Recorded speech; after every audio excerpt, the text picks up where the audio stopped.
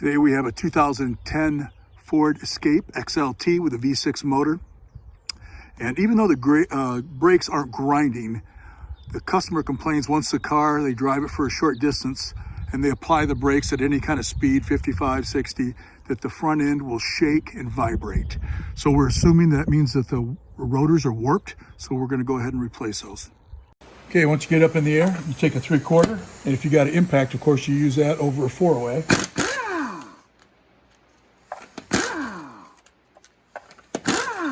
A little faster.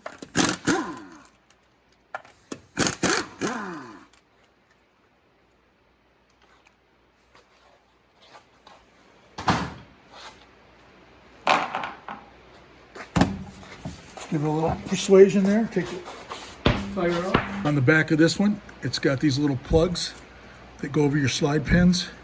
Sometimes you got to use a screwdriver, sometimes you don't. You take those off, and then it's held on by a 45 torque socket. Break those loose.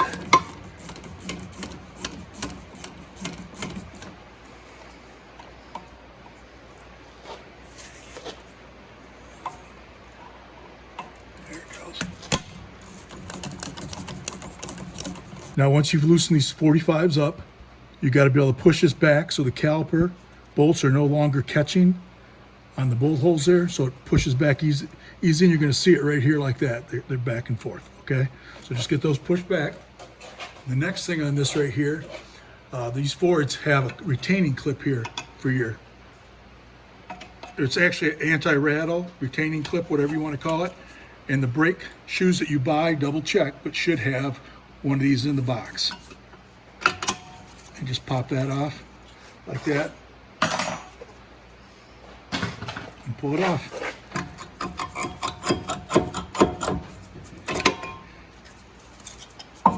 Set her up on top. These are held in like that. And this is really nice. It just kind of slides right off. But we do have to change the rotors because the thing is shimmying. Okay, next thing you do is on your caliper, you're going to get this to push it back and make sure that your puck goes back and it's flush. Doing it this way, you're not going to have to bleed your brakes when you're done either.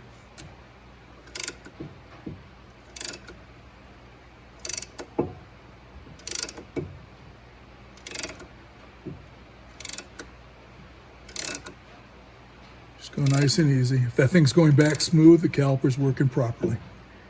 Since we got to replace the rotors, the next thing's got to come off is these 18 millimeters right here to remove this bracket.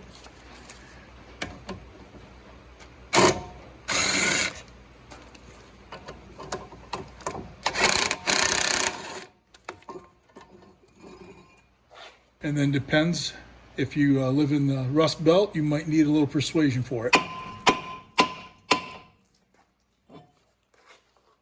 This is the brake lube we're using. And we're using CarQuest brake rotors because they have a 2-year warranty on them. These are the medium grade brake pads from Advance. Also with their brake cleaner. And we got some brake quiet for the back to help against squeaks and stuff. And these come from the warehouse, of course, with grease on them so they won't rust. So you're going to want to use a brake clean them off before you install them.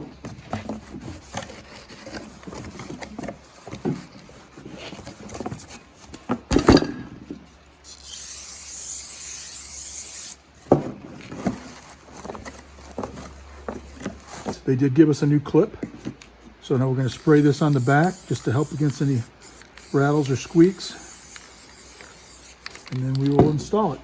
I also put one of these on there just to hold the rotor in place so I'm not fighting it from wobbling back and forth, so I just screw that on there with your fingers. It just works better for me that way. Next thing, I'm going to put my bracket back on. Get those started.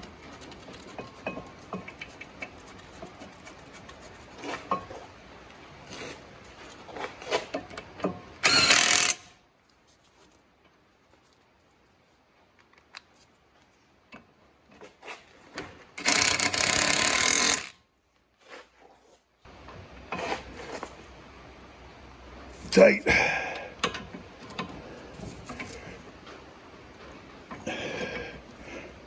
Tight.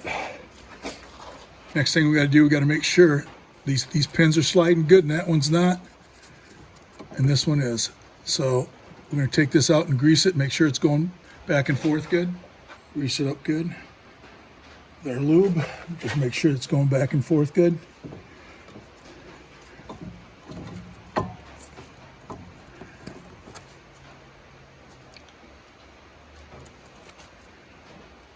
Okay, it looks like that one's working good, and this one we're going to have to smack it to get it out of there because it's not moving. Okay, this one was a little tight. I just had to pop it out with a screwdriver and a hammer, and then we're going to put it back together like that and make sure it goes nice and easy. So put plenty of grease to it. Once I have these moving freely, and I install this, you got to make sure these clips go in. So you get two of them started, and you just push the other one over and force it down like that. If you get any brake lube on there, you're going to have to clean it off with brake cleaner. And the other one's easy. You just put it right here, which is kind of nice. Just slide it down like that. And then we're going to take this, I was holding this up with a hook. You don't really want to pull on this whatsoever. Depends how old your vehicle is. That puts a lot of strain on that. We're just going to put it down like this. And it's just going to slide over there. And now if you can look down here, you can see I got to start these. So I kind of push them till I can feel them pop in a little. And then I get my 45 Torx and start tightening them up. These are going to be sticking out. You got to wiggle a little. I think I got them started, but you want to do it by hand. You don't want to do it with an impact because you'll mess up your threads.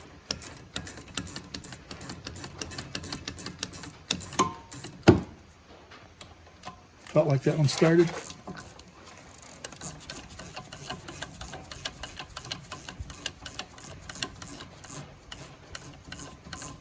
You can see that's going in. So that one started. And I go back down to the bottom. I snug both of them up. And now I just make sure they're nice and tight. That one's tight. Got to wiggle a little, make sure it comes loose. Tighten that top one, and that's done. I put some more lube on there because there's going to be a retaining cap that goes over that. And hopefully it'll last for another 50,000 miles before I have to do it again. Put the caps back on. There we go. Okay, we have this retaining clip, which also helps, I guess, against rattles. I put it in like that. And then I go down here and push on the bottom. And once you just barely get it started, I know it's hard to see, but then you got to go and push this over until it goes in like that. So you got to have this flush, and make sure that's pushed up against it. Now I'm just using the brake clean to make sure there's no dirt on it. And of course you don't want to forget to take off the lug nut. That was used to hold that rotor in place. Next thing, we're going to throw the wheel back on with the lug nuts. Start those by hand.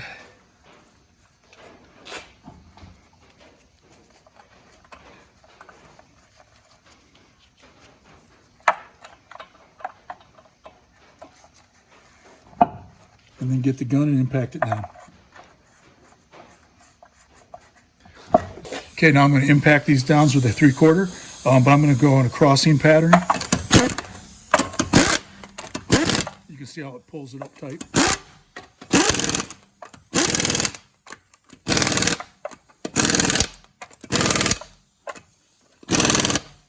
And that's all it takes to do the front brakes and rotors on a 2010 Ford Escape.